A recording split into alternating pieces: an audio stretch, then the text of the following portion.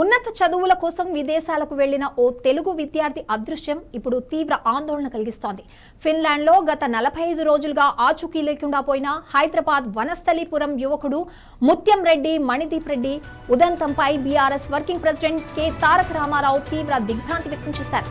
తల్లిదండ్రుల ఆవేదన విన్న కేటీఆర్ వారికి బీఆర్ఎస్ పార్టీ తరఫున పూర్తి భరోసా ఇచ్చారు.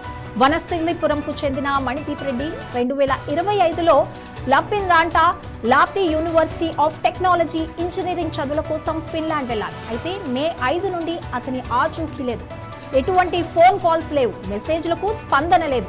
అక్కడి అధికారుల నుండి కూడా ఎలాంటి సమాచారం రాకపోవడంతో ఆందోళన కలిగిస్తోంది. మణిదీప్ తల్లిదండ్రులు ముత్యం రెడ్డి మమతను కేటీఆర్ స్వయంగా కలిసి మాట్లాడారు. వారి ఆవేదనను విన్నారు. స్థానిక పోలీసులు తాము ఫిర్యాదును పట్టించుకోకపోవడంతోనే తల్లిదండ్రులు హైకోర్టును ఆశ్రయించాల్సి వచ్చిందని కేటీఆర్ అన్నారు. ఈ విషయంలో తెలంగాణ హైకోర్టు జూన్ 20న కీలక ఆదేశాలు జారీ చేసింది. కేంద్ర ప్రభుత్వం ఫిన్లాండ్లోని భారత రాయబార కార్యాలయం తెలంగాణ పోలీసులకు నోటీసులు పంపింది. మణిదీప్ ఆచూకీ కనుగొనేందుకు అత్యవసర చర్యలు తీసుకోవాలని ఆదేశించింది.